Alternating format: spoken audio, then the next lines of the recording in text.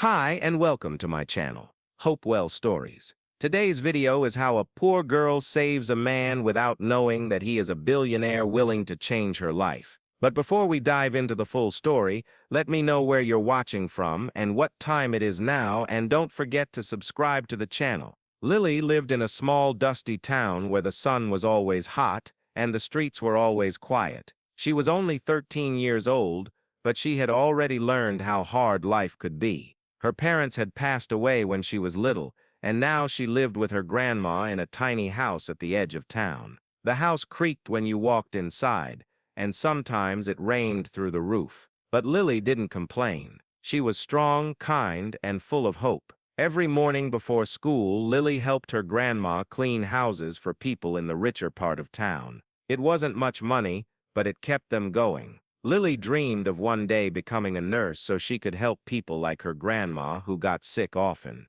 One hot afternoon after school, Lily was walking home through the woods behind their house. She took this shortcut every day because it saved time and was cooler under the trees. As she walked, she heard a strange noise like someone groaning in pain. She stopped and looked around. "Hello," she called out. There was no answer at first, but then she saw something moving near a tree. She ran over and gasped when she saw a man lying on the ground. He was tall and dressed in clothes that looked expensive, not the kind of clothes people wore in her town. He looked hurt, his face was pale, and he was holding his arm. There was blood on his sleeve. Lily didn't hesitate. She dropped her backpack and knelt beside him.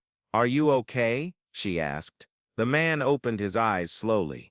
I think I broke my arm," he said weakly. Lily looked around. There was no one else nearby. Her phone didn't work here, and she couldn't run all the way to town for help.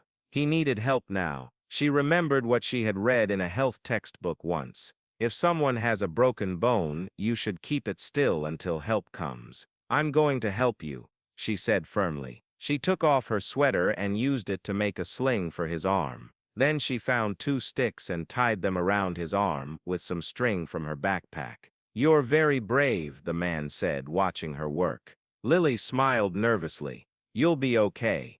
I promise." She helped him sit up and lean against a tree while she made a plan. She couldn't carry him, but maybe she could go get help. Just as she stood up, the man groaned again and started to fall forward. Without thinking, Lily caught him before he hit the ground. He was heavy, but she held on tight. "Thanks," he whispered. Then he fainted. Lily bit her lip. What should she do? She knew she couldn't leave him alone. So instead she sat beside him and waited. She stayed there for hours, talking to him when he woke up, giving him water from her bottle, and keeping him warm with her coat. Finally, just before sunset, a group of hikers came walking by. They were surprised to see Lily and the injured man. "We need an ambulance," Lily shouted. The hikers called 911 right away.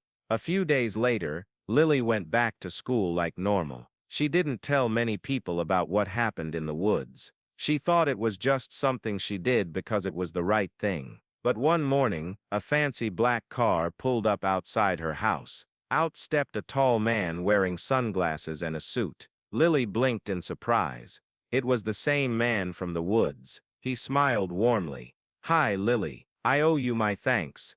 Lily stared at him. "You're okay?" "Yes, thanks to you," he said. "The doctors told me if you hadn't helped me, I might have lost my arm, or worse. You saved me." Lily blushed. "I just did what I thought was right." The man nodded. "That's why I want to talk to you and your grandma." They went inside. Grandma was confused but polite. The man introduced himself as Mr. Richard Stone. "I'm a businessman," he explained. "I was hiking alone in those woods when I slipped and fell down a hill. I couldn't move. If you hadn't found me, I probably wouldn't be alive today." Grandma gasped.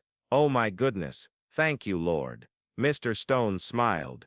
"And now I'd like to return the kindness." He reached into his bag and pulled out a folder. "This is for Lily," he said gently. "It's a scholarship. It will pay for her to go to any school she wants, even college. And it includes medical training, so she can become a nurse." Lily's eyes widened. For real," Mr. Stone said. "You have a gift, Lily." not just with your hands but with your heart. I believe you'll grow up to help many people. I just want to make sure nothing stands in your way." Tears filled Lily's eyes. "Thank you so much." Grandma hugged Lily tightly. "We don't know how to thank you, sir." Mr. Stone shook his head. "No, thank you. Thank both of you." Lily reminded me of something important, that kindness is the most powerful thing in the world. That's worth more than any amount of money. He handed Lily a card. "If you ever need anything, call me. I'll always be there for you." Then he left. Years passed.